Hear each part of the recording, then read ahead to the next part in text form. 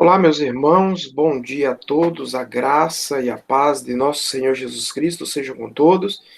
Estamos aqui numa quinta-feira, dia 3 de junho de 2021, para mais um encontro onde estaremos considerando o quarto capítulo desse livro, Entendendo a Disciplina na Igreja. Nós já temos nos reunidos aí há 3 semanas abordando esse assunto de extrema necessidade e aplicação na igreja local. Então, hoje nós vamos dar continuidade falando aí sobre a descrição do seu trabalho, a questão da disciplina e seus desdobramentos na igreja local, qual o papel da igreja com relação a isso, como tratar, como cuidar dessa pessoa, desse irmão ou dessa irmã que está em pecado. Então, nós temos nesses últimos encontros falado sobre essas questões e é interessante notar que, lamentavelmente, já há muito tempo a questão da disciplina na igreja local, aquilo que a Bíblia ensina como sendo disciplina bíblica, tem sido negligenciada em muitas igrejas, em outras até não existe nem sequer menção da palavra disciplina. Então, nós estamos aqui hoje para mais um bate-papo, mais uma conversa entre amigos, nessa rede de amizades, buscando então se aprofundar nessas questões. Que o Senhor Deus nos abençoe, nos fortaleça. Você que está nos assistindo nesse momento, seja bem-vindo. Incentivo a você a comprar o livro, a estudar esse livro. Com certeza você também será muito abençoado, assim como nós temos sido a cada manhã, a cada quinta-feira. Então, nesse momento, eu quero passar a palavra aí ao pastor Carlos. Ele será o nosso facilitador nesta manhã, e nós temos a alegria de estar conosco aí, o pastor Carlos, né, que nesse momento está na zona leste de São Paulo, aqui junto conosco, o pastor Marcelo, de São Bernardo do Campo, e o pastor Marcelo é 2 vezes irmão do pastor Roberval, né, e também o pastor Bruno, conosco também, de São Bernardo do Campo também, pastor Bruno, o pastor Isaías, Rio de Janeiro, e o pastor Natan, também do Rio de Janeiro. Então, pastor Carlos, com a palavra, fique à vontade, pastor.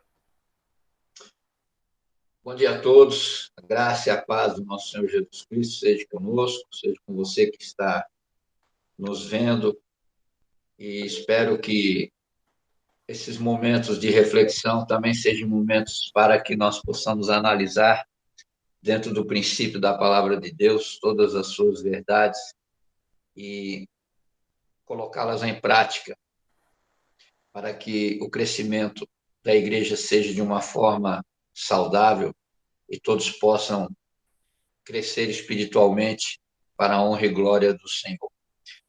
Nesse capítulo 4 aqui, nós temos aqui, como o pastor Francimário já citou, uma descrição do seu trabalho. Ele vai ter 2 partes, essa é a primeira parte, né?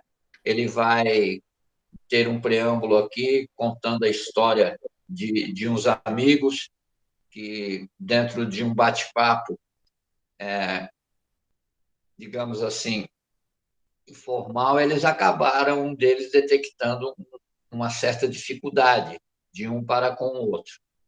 E nós estaremos, então, trabalhando algumas coisas relacionadas a isso também, e o sentido dos tópicos que irão vir, ele vai justamente prescrever essa questão do trabalho, a questão da reconciliação, da restauração, do encorajamento para o arrependimento. E aí nós estaremos subdividindo esse tópico em 3 etapas, falando um pouquinho da reconciliação, da restauração, do arrependimento, e após esse ocorrido, um fechamento geral para que nós possamos ter um entendimento melhor.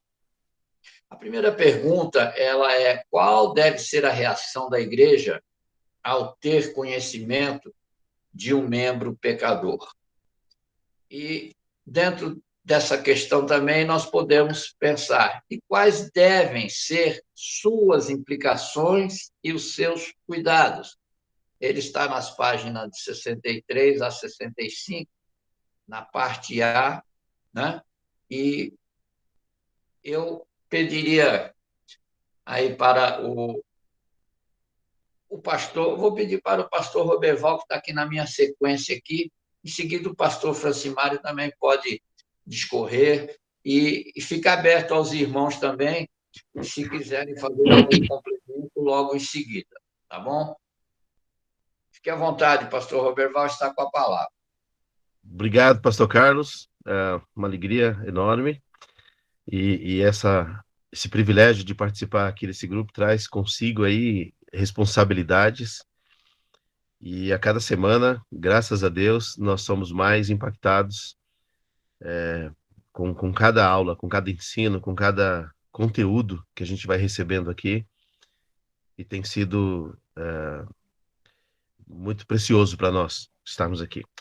Bom, qual deve ser a reação da igreja ao ter conhecimento de um membro que é achado em pecado, né? Que está em pecado ali? Bom, até aqui o Jonathan Leman, ele cita aqui uma experiência que ele teve e em que um de seus amigos é, ali abre o coração e fala para ele, né? ah, de uma prática pecaminosa que ele está exercendo. Então, quando a igreja quando a igreja, ah, o interessante aqui é que cada membro ele tem essa responsabilidade, cada membro. Ah, talvez num outro momento alguém poderia ir lá e levar o caso ao pastor. Então, pastor, é contigo aí. Então, aqui a reação da igreja é dela mesma, e a igreja, cada membro, cada um membro ativo, tomar a iniciativa de arguir, de perseguir a verdade, de investigar, de conversar, de, de tocar na vida dessa pessoa gentilmente, com amor, com muito zelo. eh, e, a, e, a, e o alvo é sempre buscar arrependimento, mudança, restauração, reconciliação, né? Então, onde cada membro descobre ou percebe ou lhe chega a informação de um ato pecaminoso, de uma pessoa que está vivendo fora, né, de concordância com o que a Escritura diz, ela deve é, arguir essa pessoa, né? Ela deve confrontá-la biblicamente, ela deve ali admoestar essa pessoa, levá-la a conduzi-la ao arrependimento, mostrar o erro, né? O que a Bíblia nos diz em Timóteo 3,16, né? Diz: toda a escritura é inspirada, é útil para o ensino. Então ela repreende, ela mostra o que está errado, ela corrige, ela mostra o certo, como caminhar para o certo, e ela educa para a justiça. Então, sempre biblicamente apontar esse retorno, né? Ou esse zelo dessa disciplina e se resolver ali, ótimo. Caso a pessoa eu costumo dizer sempre que aprendi assim, e concordo, né? Que o único pecado a ser disciplinado é o da obstinação. Porque onde há arrependimento, pecado confessado, zerou a conta, né? Não há mais como seguir. Mas se a pessoa é, ela continua ali obstinada, que foi o caso aqui do amigo do Jonathan Lehman, ele, ele foi confrontado e ele não, né? É uma das coisas que me chamou muita atenção também, e é muito comum nos nossos dias. A pessoa sabe, ela sabe o que a Escritura diz acerca de tal assunto, ela sabe que está errada, e uma das coisas que eu sempre falo aqui é assim, por que que faz escondido? Só o fato de fazer escondido já é uma denúncia de que sabe que tem algo errado, porque a, a gente faz na luz, a gente anda na luz, então a gente não tem nada a esconder, né? Salvo aquilo que é privado, né? Aquilo que é de uma particularidade, mas não é escondido. E a pessoa sabe o que a Bíblia diz, sabe que está errado, e ela mesmo assim, ela diz, não, mas a graça de Deus, é que a graça de Deus, é como se a graça de Deus liberasse uma conduta errada, como se Deus fosse fazer vistas grossas, como se Deus fosse ignorar a sua própria palavra, a sua própria ordenança, né? Então, leva-se o caso aqui, aplicando Mateus 18, é, é, você arguindo a pessoa e ela resistindo, se mantendo obstinada, você leva o caso a pessoas experientes, maduras, 2, 3 ou 4 pessoas da congregação, é, ou aos presbíteros, né? Caso ela continue obstinada, aí o caso vai à congregação e ela permanecendo ali, permanecendo na sua obstinação, aí ela é declarada não mais um de nós. Então, eu penso nisso, é um tema muito delicado, mas não dá para ignorar, não dá para ignorar, né? Então a igreja deve tratar a partir do momento que há a descoberta. Não vai acontecer uma correção automática, ela precisa ser intencionalmente trabalhada. Só uma coisa também, estou tomando muito tempo. Ah, eu aprendi também, ao longo da vida e de algumas leituras, que existem situações que a gente tem que ter a sensibilidade de entender que talvez uma outra pessoa mais próxima, né, do alvo da restauração, seja a pessoa mais indicada. De repente, a pessoa que eu descobri, que eu sei, não é tão íntima minha. Então, mas ela é mais amiga ou mais próxima de alguém da congregação e eu poderia recorrer a essa pessoa para me ajudar nessa situação. A minha contribuição é essa, espero ter ajudado aí. Deus abençoe, pastor Roberval. Pastor Francimário, tem a palavra, por favor. Ok, meus irmãos, bom dia a todos novamente. É uma situação delicada e logo no início, aonde existe essa questão, né, desses dois amigos conversando e um falando da sua condição de estar em pecado, é importante destacar o papel, né, do amigo em buscar ajudar, porque em nenhum momento ele buscou denegrir a imagem do pecador, mas ajudá-lo nessa situação. E o que às vezes a gente percebe hoje, quando alguém está em pecado, não existe esse cuidado, né? Esse estar junto, buscar, interagir. E diga-se de passagem que esse amigo, ele está preocupado em resgatá-lo, orientá-lo, ajudá-lo, e isso fica latente, fica claro a intenção desse ajudador, né?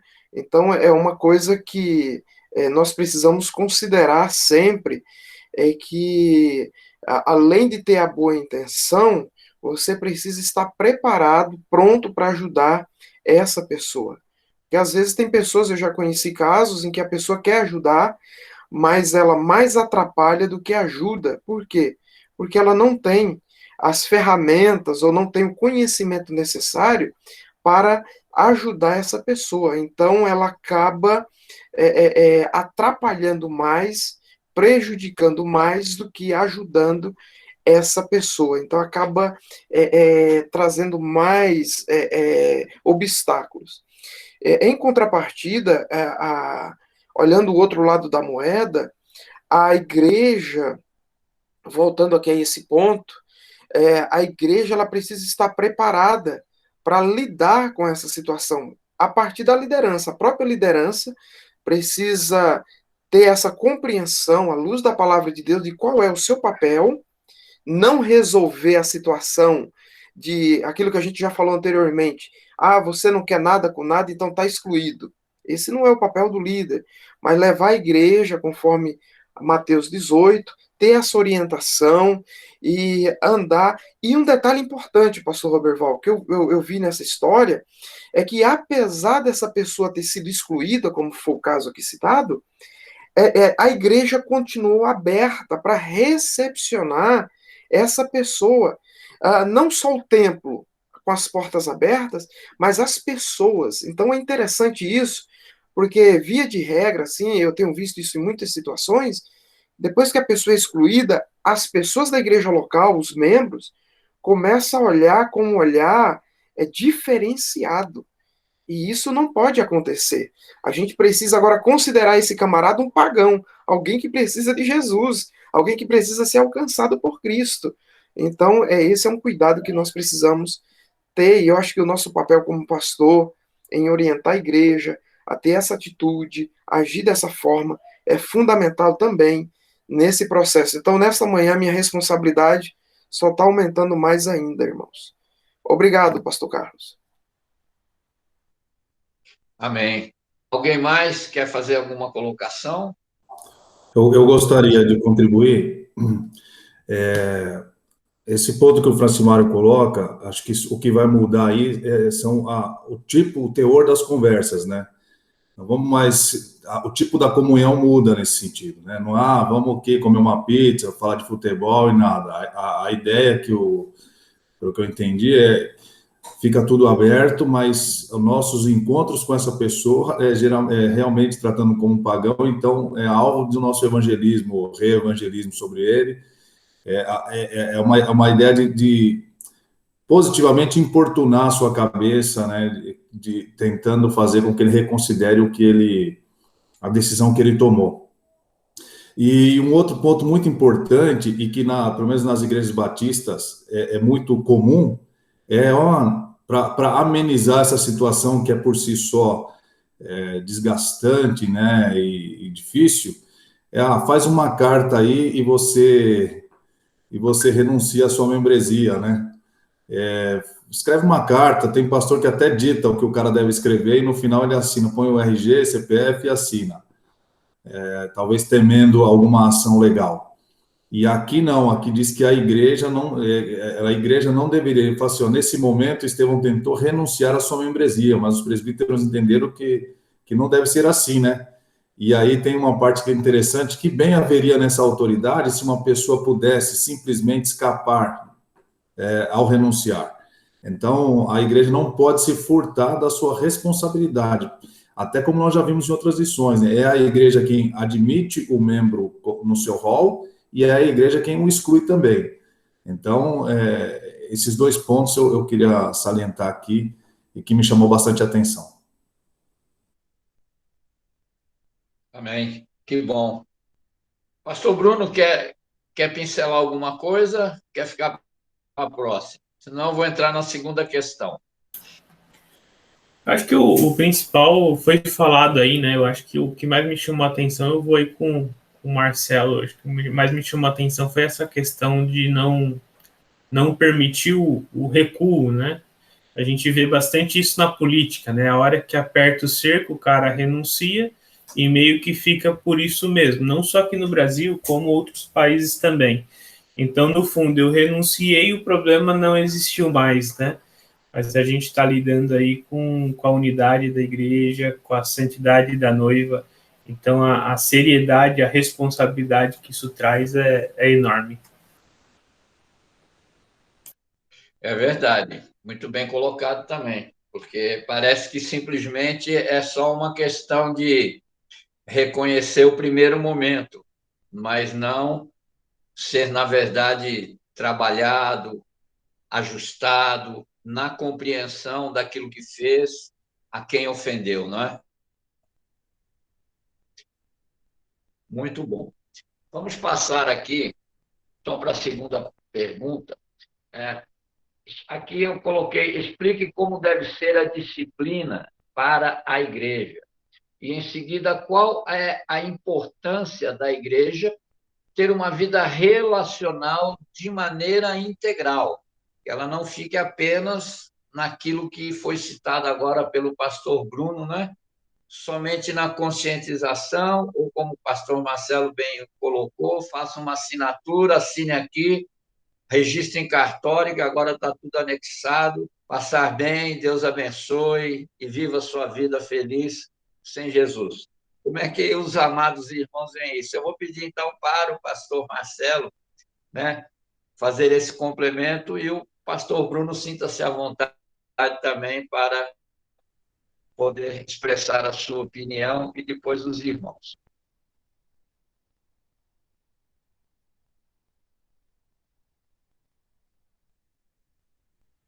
Liga o microfone, pastor Marcelo, tá desligado. Desse jeito não é porque não tinha muito para falar mesmo. Então... Brincadeira. Mas explique como deve ser a disciplina à igreja. Eu acho que vai dentro disso que nós já estamos falando aqui. Ela deve primeiro ter consciência da responsabilidade que tem. Ela deve ser ensinada para um momento como esse. Por isso ela não deve ser neófita, não deve ser uma igreja imatura, porque imaturidade vai gerar decisões equivocadas, pecaminosas, que trarão mais mal do que bem. Então, a igreja deve ser muito bem ensinada para quando chegar um momento como esse, como ela deve proceder, né? Então, seguindo o exemplo de Mateus 18, a gente não vai fugir disso, onde o indivíduo que vê o cara pecando, esse membro deve ser maduro e ele vai lá e ele confronta o seu amigo, a pessoa com quem ele está lidando ali com o seu pecado, havendo renúncia, chama mais 2 ou 3, leva aos presbíteros, leva à igreja, até chegar. A ideia é que não chegue nesse ponto, mas se tiver que chegar nesse ponto, que a igreja sustente essa posição, porque tem um outro ponto aqui do livro, bem interessante, que ele coloca: excomunhão é a igreja dizendo, né? Porque a gente tem uma mensagem, quando um ato como esse acontece, nós transmitimos uma mensagem para a comunidade. Então, a excomunhão é a igreja comunicando, né, à comunidade o seguinte: nós antes afirmávamos a profissão de fé dessa pessoa, mas agora não podemos mais fazê-lo, né? Ele não faz mais parte da gente, ele não está mais comprometido com os nossos princípios e valores. Então, a igreja precisa ser muito madura para entender isso e para aplicar esse tipo de disciplina. E a importância da igreja ter uma vida relacional aí, integral, porque ela deve ser coesa na sua decisão, né? Não adianta metade tomar uma decisão, a outra metade entende o contrário. Não, eu acho que vocês pegaram muito duro, não deveria ser assim com você. E aí, se chamar outros casos, de repente, do passado, quando aconteceu com fulano, o tratamento foi outro. Então, esse tipo de coisa não deve acontecer. Então, é importante que toda a igreja seja coesa na decisão a ser tomada. Acho que é isso, irmãos. Amém. Muito bom. Pastor Bruno, sinta-se à vontade. Acho que a disciplina, ela precisa ser, como regra, tranquila, sem pressa. Eu acho que a gente precisa ter bem claro qual que é o objetivo, né? O objetivo, ele sempre é o arrependimento e a restauração. Eu acho que isso é muito importante. Ela precisa ser feita em amor, né? Ele menciona o texto de Paulo falando aos Gálatas, né? Para exortar em amor. Então, eu acho que o meio, né? Como que deve ser feito, tem que ser assim. Buscando sempre arrependimento, buscando sempre a restauração, né? O prazer da igreja não é excluir, é restaurar, é integrar, é trazer unidade. E com esse propósito, eu acho que evidencia a importância dessa vida relacional. Tá?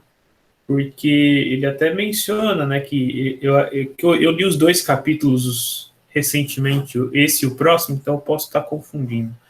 Mas ele menciona um caso de um rapaz, que ele é um membro colega dele da igreja, que 99% das vezes em que vê ele, tem um elogio, tem uma palavra de ânimo, tem uma conversa agradável, né? E que eventualmente essa pessoa já o exortou, né? E ele brincou que ele tinha ficha, né? Ele estava no crédito. Então, quando você tem um desgaste, depois de um bom relacionamento, primeiro que a disciplina não se torna um adversário querendo me derrubar.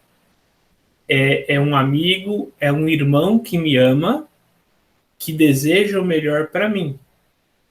É muito semelhante, talvez, a uma disciplina de pai e filho, né? Quando um pai disciplina o filho, se ele só disciplina, se ele não demonstra carinho, não demonstra amor, provavelmente ele está nutrindo um adolescente rebelde. Muito provavelmente. Agora, se a disciplina está clara que é um ato de amor para o melhor para o filho, então eu acho que é esse o ambiente que a gente precisa. E quando esse ambiente relacional ele está claro, primeiro que geralmente a disciplina não vai chegar até as últimas, né? Provavelmente ela vai ser resolvida ali no primeiro ou segundo passo. E se chegar no terceiro, ainda assim tem esse reconhecimento de que a disciplina não é um ato de juízo, mas é um ato, ainda que seja também um ato de juízo ou de julgamento, mas ela é principalmente um ato de amor e preocupação. Amém. Muito bom. Alguém mais? O pastor Roberval, o pastor Francimário, querem acrescentar alguma coisa? Não passarei à terceira pergunta.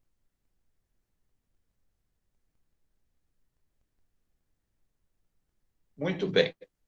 Então, de uma forma mais abrangente, qual o procedimento e quais os benefícios da disciplina eclesiástica? Está aí na parte do capítulo 67, na parte A.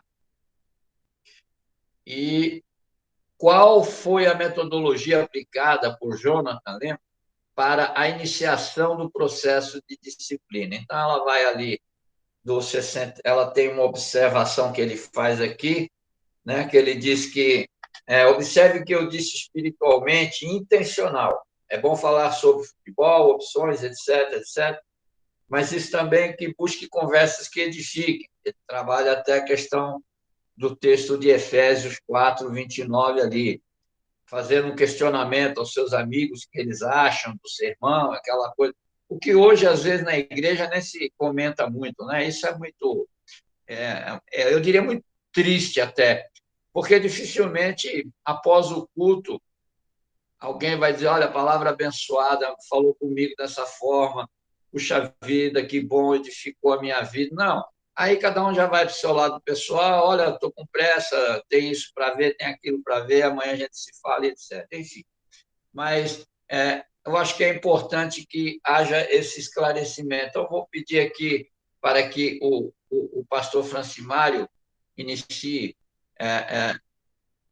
esses questionamentos aqui, depois o pastor Roberval pode também fazer o seu complemento. Pastor Francimário está com a palavra, por favor. Obrigado, pastor Carlos. Meus irmãos, essa pergunta terceira, de forma mais abrangente, qual o procedimento e quais os benefícios da disciplina eclesiástica? Bem, o procedimento ele precisa ser sempre considerado o que Gálatas 6, 1 e 2 aponta, o que Mateus 18 também, de forma muito clara, o Senhor Jesus orienta. Então, a gente não pode inventar uma nova metodologia, uma nova abordagem com relação a isso. Acho que o pastor Bruno falou uma coisa importante, que a pessoa, o faltoso, ele precisa se sentir amado e não sentir aquela ideia de que o líder, a igreja, ou até aquele amigo que está sem crédito, porque é uma coisa ruim, né? Está buscando uma punição. Então, não é isso. Então, isso precisa. E quando nós temos uma cultura bíblica dentro da igreja, parece até uma controvérsia você falar de uma cultura bíblica da igreja, dentro da igreja, mas infelizmente nós estamos vivendo hoje uma situação que às vezes dentro da igreja não existe essa cultura bíblica, né? É aquela cultura de que manda eu e você obedece, não é? Então, isso é triste. Mas, olhando para essa situação, quando nós temos essa cultura, essa compreensão bíblica, nós vamos ter uma igreja saudável. Não é uma igreja sem problema, mas uma igreja saudável, uma igreja que está caminhando a cada dia em obediência, em submissão a Deus, a sua palavra. E mais uma vez aqui, irmãos, eu não consigo desassociar disciplina, essa disciplina que nós estamos tratando aqui na igreja, com a mutualidade dos mandamentos. Os mandamentos recíprocos, ajudai uns aos outros, perdoai uns aos outros, amai uns aos outros. Isso por si só já nos manda, já nos orienta qual deve ser o nosso procedimento nessas e em tantas outras situações, tá? Você amar uns aos outros, Paulo não está dizendo lá que eu só vou amar quando eu estiver sendo amado. Não. Tem a ver com cuidado, tem a ver com zelo, tem a ver com estar perto. E a gente tem que lutar contra isso todos os dias, porque nós estamos vivendo uma cultura do individualismo terrível. E isso tem afetado as igrejas de forma direta, irmãos.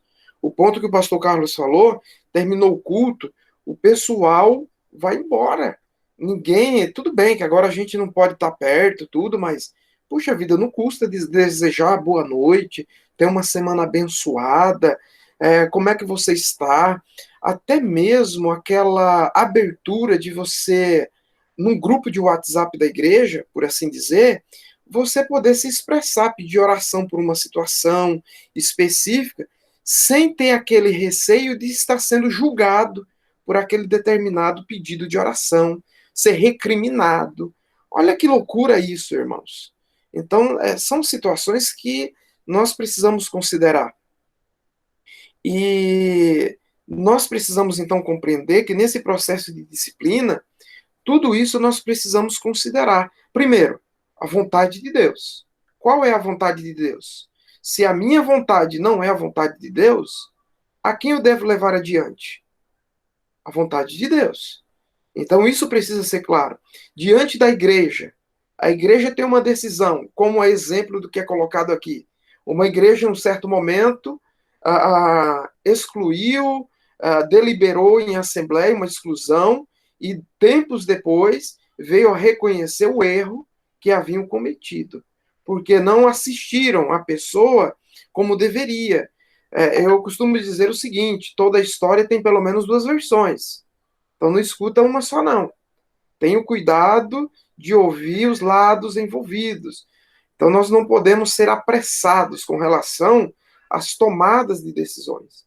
Então tudo isso, irmãos, são detalhes que vai fazer toda a diferença na condução dos problemas, das situações, e nós, como pastores, devemos tratar isso com muita serenidade, com muita tranquilidade, domínio próprio, não sermos partidários do lado A, do lado B, não.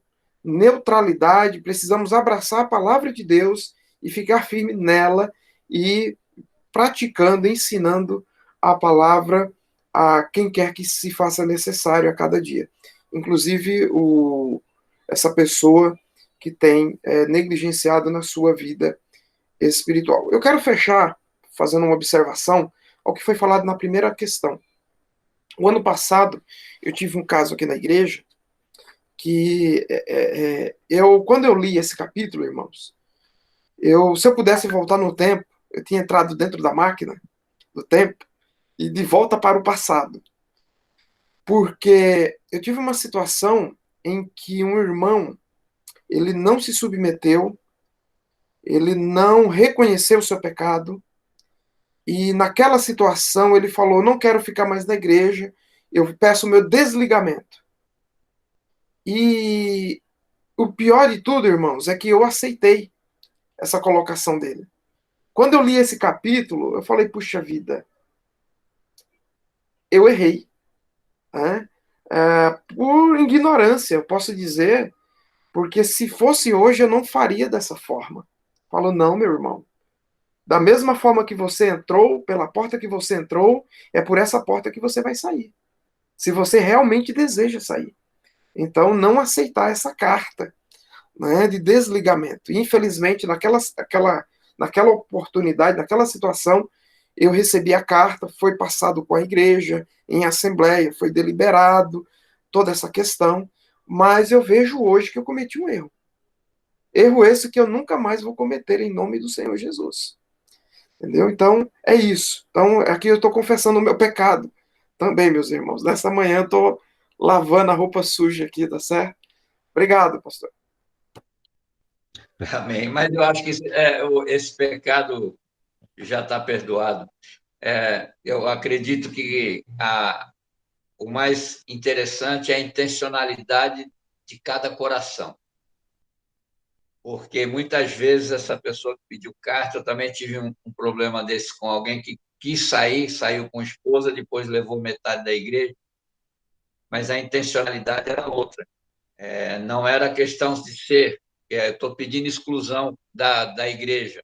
Ele não estava somente se excluindo da igreja, ele estava pedindo para um outro propósito. Então, eu creio que Deus é soberano em agir da mesma forma. Pastor Roberval, tá, não sei se ele saiu.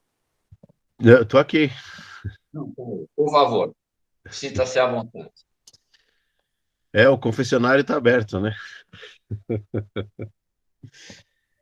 É exatamente isso, pastor Francimário. Pegando aí o finzinho da sua palavra, como o Jonathan fala no livro, a igreja que liga, ela inclui e só ela pode excluir, né? O indivíduo não, da mesma forma que ele não se auto-inclui, ele também não pode se auto-excluir. É a igreja que tem a palavra, a igreja que tem essa autoridade. E isso nos traz aí, eu gostaria de salientar, de trabalhar, de pontuar a importância do ensino, ensinar, ensinar e ensinar a igreja, para que a igreja saiba como lidar em cada situação, como a igreja ela já sabe o caminho, até o neófito, ele vai dizer, eu sei como a igreja age, eu ainda não estou apto, mas eu vou levar a alguém, eu vou levar o caso, e aí esse desdobramento será excelente. Se eu entendi também bem aqui sobre a forma mais abrangente, né, desse procedimento, ele salienta aqui também, ele fala sobre o alvo sempre é reconciliação, restauração, a edificação, né, é conduzir a pessoa ao arrependimento, a pessoa tem que ah, existe aquilo que a pessoa sabe que está errado, ela conscientemente, na sua mente, ela sabe que está errado. E por isso ela faz escondido, não é? E por isso ela faz escondido.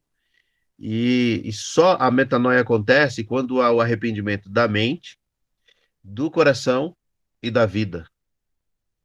Quando há esse complemento. E a igreja, um amigo, uma pessoa bem próxima, é que pode levar a pessoa. Numa outra lição, acho que umas duas atrás, o irmão citou uma situação de que ele tinha 95% de certeza e a pessoa tinha 100% de certeza que não estava errada, né? E ele disse que os 5% que ele não tinha certeza tirou-lhe o sono, várias noites.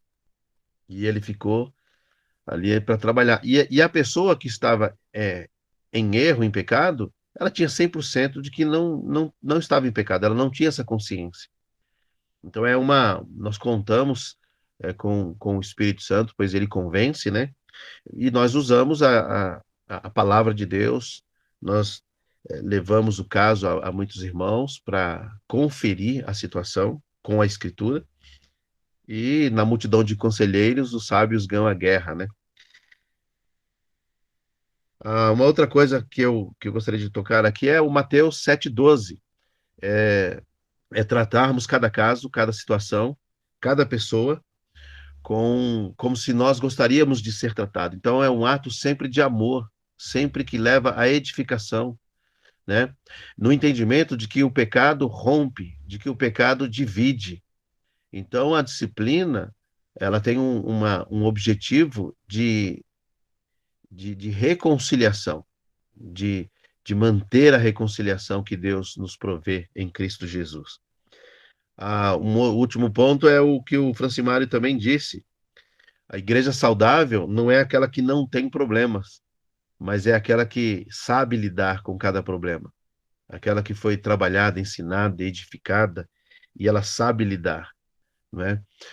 Querer pastorear e querer ensinar e querer chegar ao ponto de uma igreja que não tenha problemas, isso é absolutamente fora, da realidade bíblica, né? É totalmente fora. Então, a igreja saudável é aquela que lida bem com cada questão. O Marcelo levantou a mão aí. Tá contigo, Marcelo. Eu só acrescentando aí ao que vocês falaram muito bem, é assim, a igreja, ela é chamada, lógico, para refletir ao Deus a quem servimos, né, e a Bíblia diz, afirma que Deus é amor, então a igreja não pode agir sem o amor, porque Deus é amor, então foge da nossa essência, mas a gente também não pode confundir que amar, nós não podemos jamais amar mais do que Deus ama. E Deus, o Deus que ama e ama perfeitamente, ele também aplica justiça, ou ele também aplica juízo. Por que eu estou dizendo isso aqui? Porque em muitos casos, dependendo de quem é o infrator, de quem é o pecador, a igreja tem a mania de ser complacente. Não, mas esse aqui não tem histórico. Mas se o cara está obstinado, achando que está certo, como esse caso que você citou aí, a pessoa tinha 100% certeza, o próprio Estevão, que é citado aqui, ele vai até as últimas consequências. Ele não aceita o confronto do Jonathan, ele não aceita o confronto do amigo, não confronta o confronto dos presbíteros, e também, no momento lá, não aceita o confronto da própria igreja. E aí, quando ele vê que o negócio vai apertar, ele vai ser excluído, ele quer a renúncia. E é esse equívoco, né, que nós não podemos permitir. O Bruno colocou aí em uma das falas dele, nós somos ali, temos que saber quem que está em jogo, né, a noiva, a honra da noiva, né, então isso aí é muito sério e é muito importante para todos nós.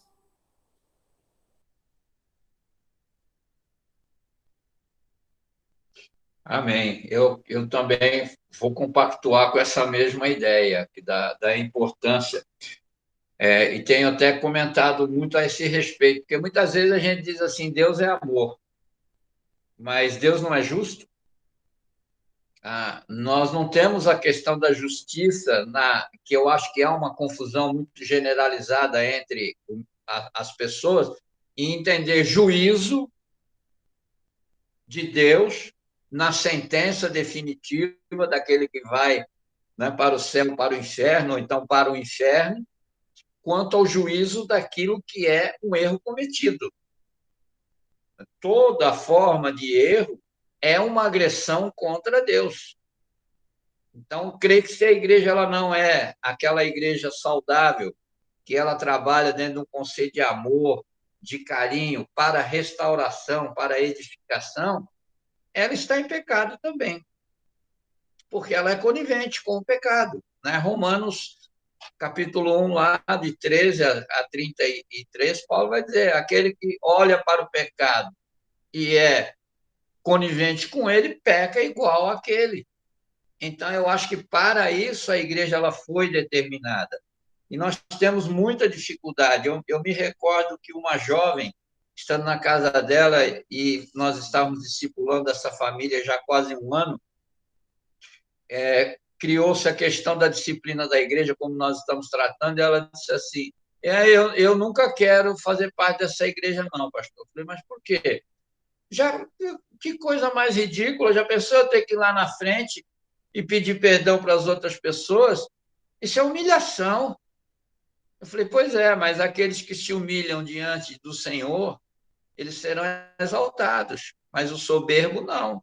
E aí, olha como é algo que Deus, às vezes, mostra para a gente e a gente não sabe trabalhar isso. Eu não soube trabalhar. Passado-se um ano e pouco, ela foi começando a retornar na igreja e nós estávamos preparando lá a igreja para o batismo e ela disse assim, pena que eu não fiz mais o discipulado, porque o meu desejo hoje era de se batizar também. Falei, mas você tem certeza que Jesus é Senhor da sua vida? Eu tenho. Você acredita que Ele é o único e suficiente na sua vida? Eu acredito. Então, você pode se batizar, porque você vem trabalhando há um tempo. ela se batizou, ficou na igreja durante 6 meses, depois ela saiu, foi lá para Fortaleza, enfim, né? Olha só, ela não reconheceu até, e eu não havia nem relembrado, né, daquilo que ela havia dito, que ela não iria pedir perdão. Então, o coração, na verdade, já está endurecido, né? E eu acho que isso é algo que me serviu de muita lição e que mostra que muitas vezes a gente necessita urgente dessa direção do Espírito de Deus na nossa vida para discernir determinadas coisas e não se precipitar.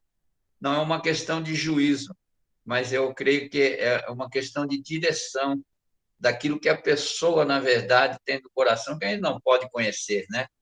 Eu vou deixar aqui agora a quinta e a sexta pergunta, porque eu acho que ela é interessante aqui. A quarta pergunta, né?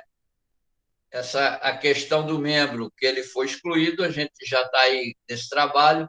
Então, as qualificações que Lehmann ele trabalha aqui para que alguém tenha sido excluído da membresia da igreja, está na página 74 e 75, e ela pode vir com considerações depois pessoais do que você discorda, do que você concorda, ou se você acrescenta alguma coisa a mais.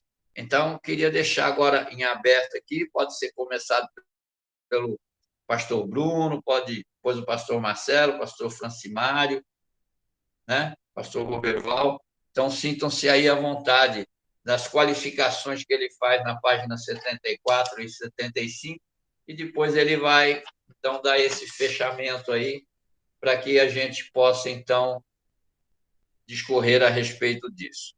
Pastor Bruno, se tiver tem a palavra e pode repassá-la também, tá bom?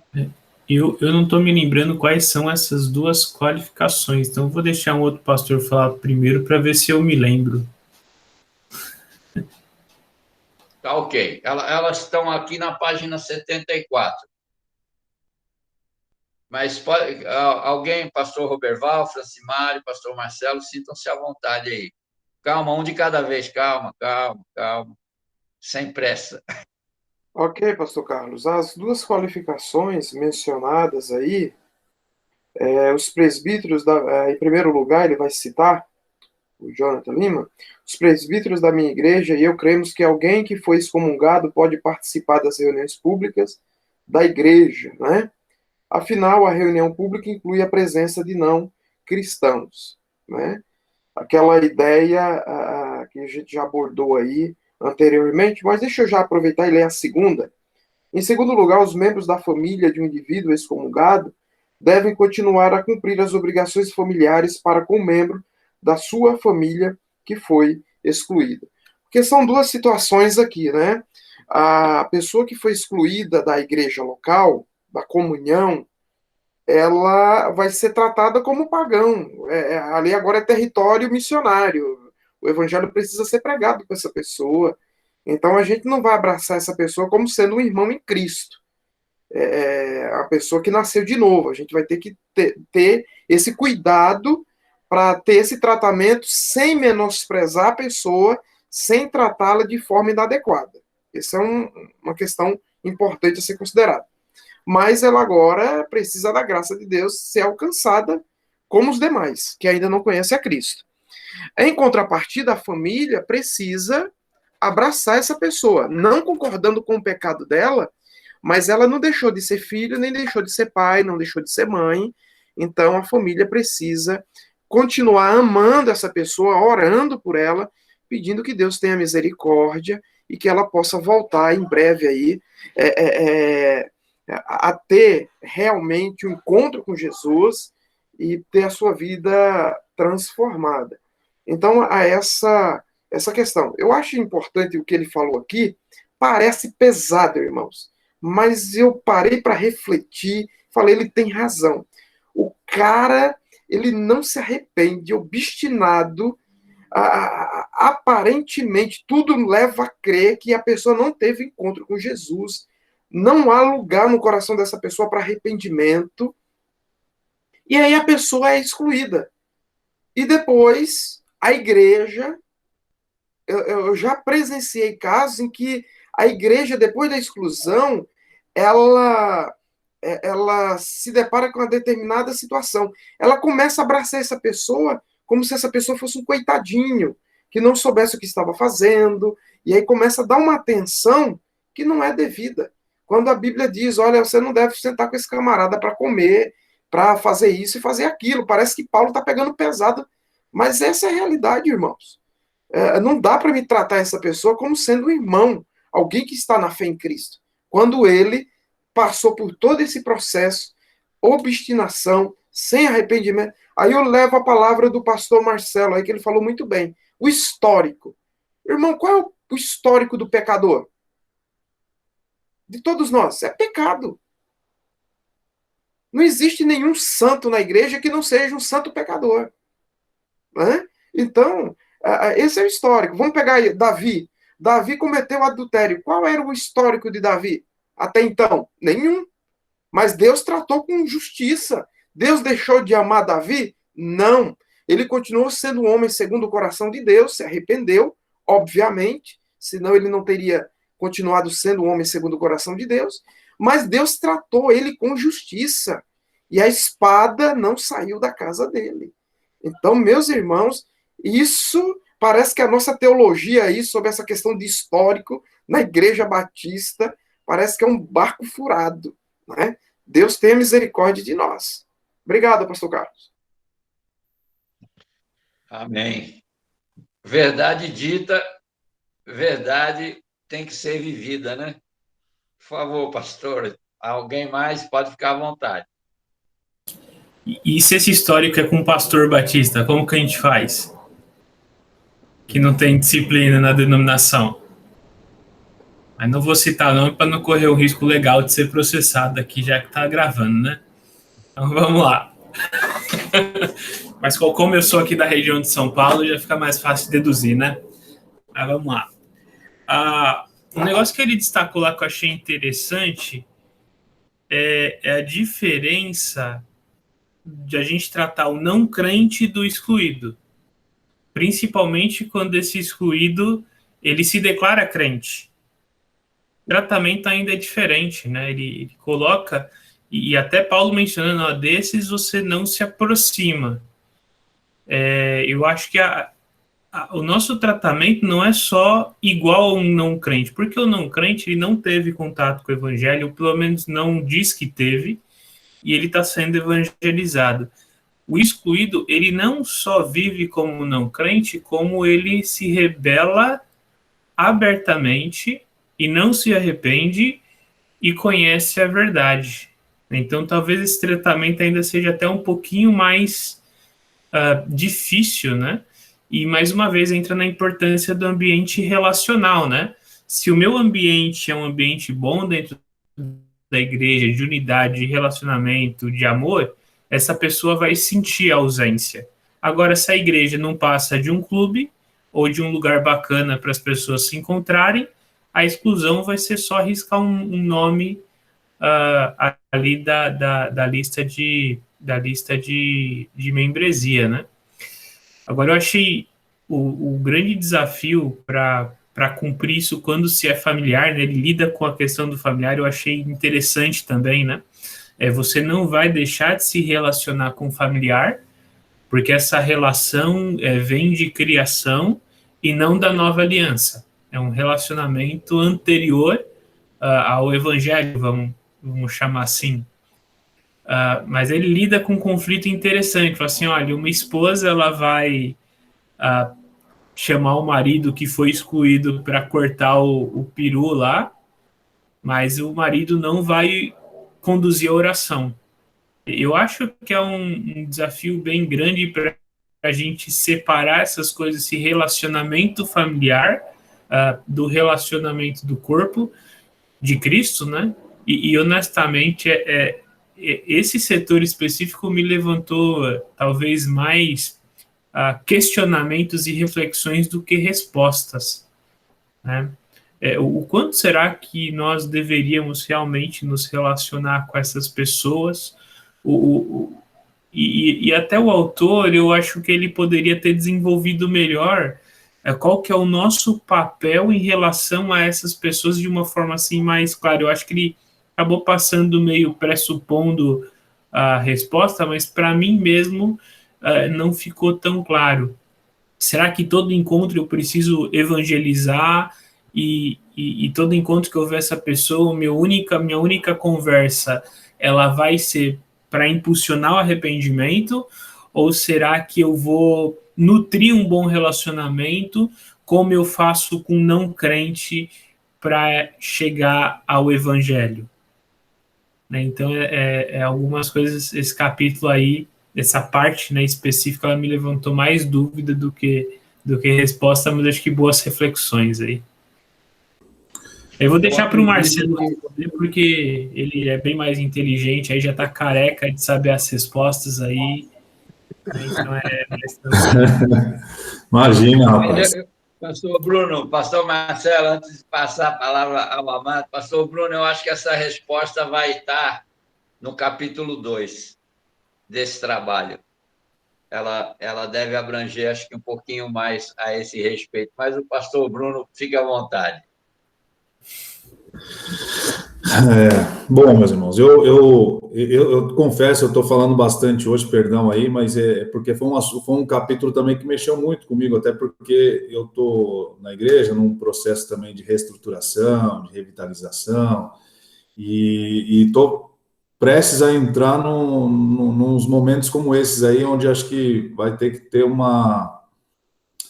esses passos aí de Mateus 18, em alguns casos, assim, humanamente falando, eu acho que vai chegar ao final tendo que excluir, e por isso me chamou muita atenção, eu li com muita atenção esse capítulo aí, e aí eu fiquei pensando, dentro do que vocês falaram, quando Paulo entrega a alma do cidadão lá para Satanás, o que ele esperava com isso, né? Que tipo de vida ele esperava que esse cara tivesse e que tipo de relacionamento a igreja deveria ter com ele, né? Esse cara foi entregue a Satanás, né? Ele voltou a comer o vômito que ele mesmo vomitou outrora. Então, e o Francimário coloca um negócio interessante, elas têm igrejas que tratam a pessoa melhor depois que sai do que quando ele estava dentro, né? Então, trata melhor o cara que foi excluído do que antes dele ser excluído, antes dele ter caído nos seus delitos. Eu acredito que esse processo de exclusão ele deve seguir, assim, em termos de relacionamento da igreja com esse cidadão, fazer com que ele sinta o que está perdendo. Ele não pode conviver no meio da gente achando que não mudou nada, achando que não aconteceu nada, achando que ele não está perdendo nada. Ele tem que ter ciência do que ele está perdendo, ele tem que ter consciência de que a decisão que ele tomou foi uma péssima decisão, e aí o nosso relacionamento aí precisa de muita sabedoria a Deus aí, e eu não tenho ainda, eu espero que Deus me dê, mas precisa de uma sabedoria de como que é essa nova conduta que eu devo adotar com essa pessoa, mas que eu não devo chamá-lo na minha casa para que ele sinta-se à vontade, da mesma forma como ele se sentia antes, isso para mim é claro. Isso para mim é fato de que isso não deve acontecer.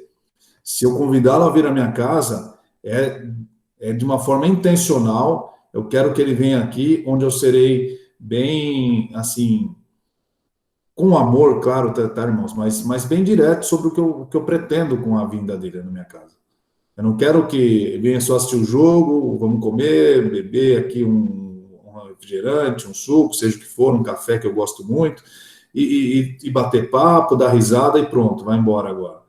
Não pode ser assim, não mudou nada, porque isso eu faço com meus outros irmãos. Eles vêm aqui e a gente faz isso. Então, alguma coisa tem que mudar. Ele precisa sentir na pele o que está perdendo, ele precisa sentir que ele está fora da família da fé. Ele perdeu a questão de familiaridade ali. Então, eu não sei ainda como o Bruno, isso me suscitou mais questões do que respostas, e eu estou aqui ouvindo, aprendendo o que vocês estão falando, e talvez tenha que reler de novo esse capítulo aí.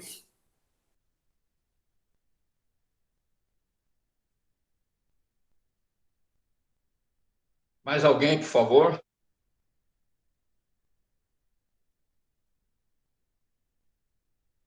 Microfone, pastor Roberval. Eu acho Não que sei se foi. Não, não, acho que foi dito já, né? Concordo com o Marcelo aí, a pessoa precisa saber realmente o que perdeu, ser conduzida ao arrependimento. E aqui a questão fica muito clara que a relação com o excluído não é a mesma coisa com o não crente, né?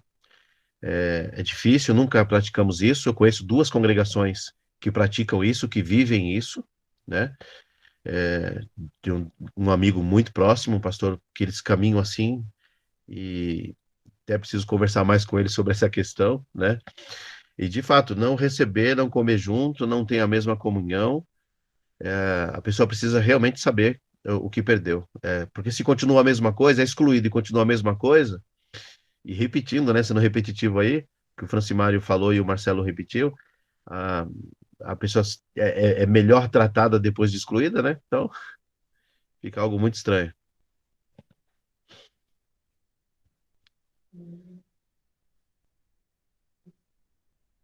muito bem. Eu também teria, como tive dificuldade de lidar com esses fatos, porque como alguém que consegue, né, estar, vamos dizer assim, pecar diante de Deus, ele pode ser tratada de uma forma natural. Afinal de contas, eu acho que há um incômodo do Espírito do Senhor na nossa vida. Seria a mesma coisa, eu tentar trazer alguém das drogas para que ele saia daquele ato ilícito é uma coisa, mas eu continuar andando dia após dia junto dessa pessoa que faz uso dessa determinada droga, vai transparecer para aquelas pessoas que talvez eu também seja um usuário da mesma. Eu acho que são coisas que têm que ser ponderadas, que são coisas que têm que ser desassociadas. É dolorido? Eu não tenho dúvida nenhuma. A gente não tem prazer às vezes, negligenciar uma conversa com alguém. Mas há momentos em que precisa haver essa desassociação para que as pessoas entendam que há um compromisso, não é diante de uma placa denominacional, é um compromisso diante de Deus. Então, como eu estou andando diante de Deus? Se eu estiver andando em pecado, as pessoas vão notar que tem algo errado. Como pode ser um Deus santo permitir a minha anuência ao pecado? Não. E eu sei que é muito delicada a situação. Ela exige, eu creio que, muito discernimento do Espírito de Deus na vida de qualquer pessoa. Não é simplesmente, às vezes, o fato de você excomungar, você deixar de conversar, de ter relacionamento da família. Imagine dentro da família.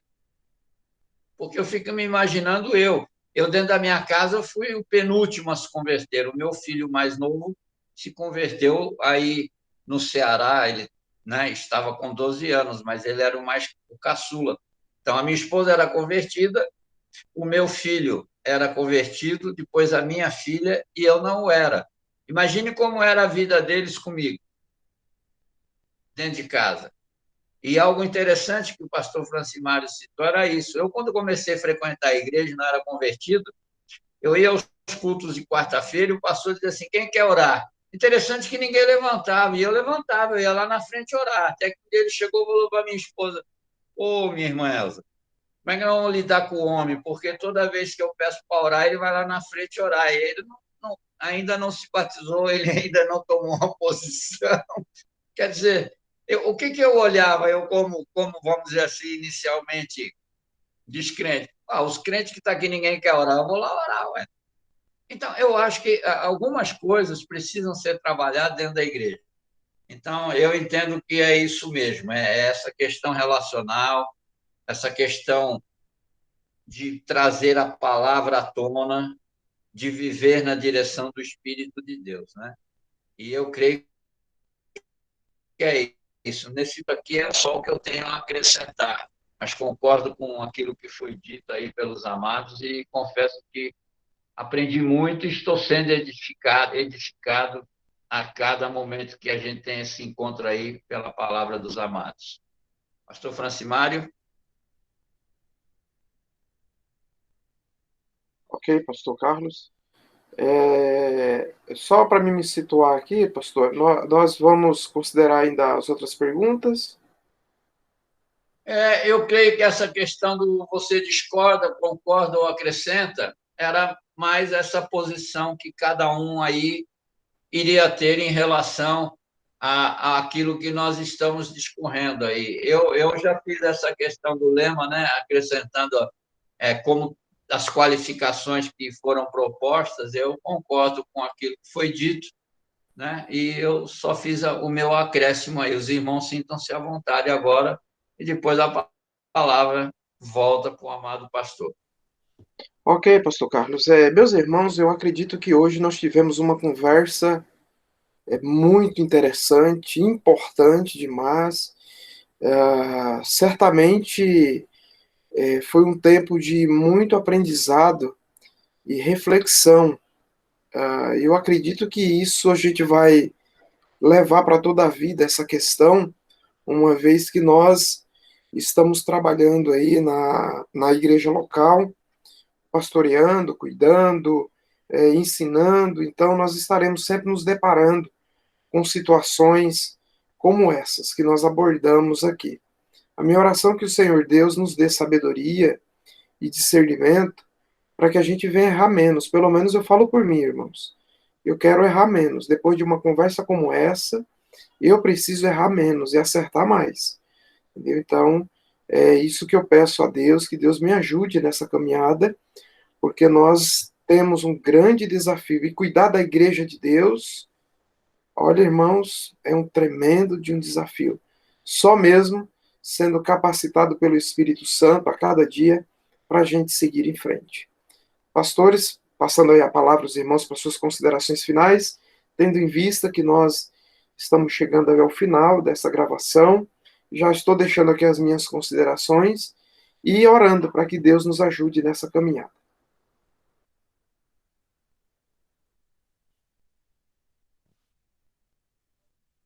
Bom, muito obrigado a todos aí pelo tempo que nós passamos hoje. Foi uma manhã muito rica mesmo. A mim fez muita diferença. Eu também, assim como você falou, eu quero errar menos e eu espero que Deus me capacite, nos ajude ali na igreja local, para que a gente tome as decisões corretas aí, com as motivações corretas. Então, muito obrigado, meus irmãos. Foi excelente participar desse tempo com vocês. Muito obrigado mesmo. Deus abençoe.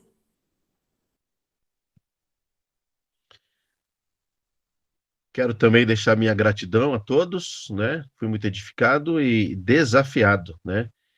Concordamos aí que é um desafio enorme praticar isso, viver isso e passar para a igreja, ensinar, ensinar e ensinar. Esse é o. Então, e para ensinar, ensinar, ensinar, temos que aprender, aprender e aprender. Vamos nos relacionar e crescer cada vez mais no cuidado da igreja. Deus abençoe e obrigado, viu?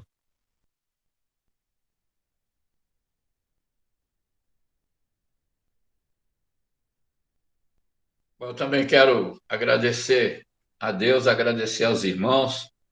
Desculpe se as questões não foram abordadas de maneira mais objetivas, mas é isso que eu entendi. E nós vamos. É muito interessante porque quando nós entrarmos ali, o único objetivo, eu creio que de tudo isso, a única resposta que Deus deseja de cada um de nós, quando erramos, é uma só: arrependimento. É reconhecer que somos falhos, limitados e que precisamos sempre, em todo tempo, da direção do Espírito Santo de Deus. Deus abençoe a todos aí, foi muito edificante estar com os amados. Também acho que é só agradecer aí pelo tempo, não tenho nada a acrescentar aí, não.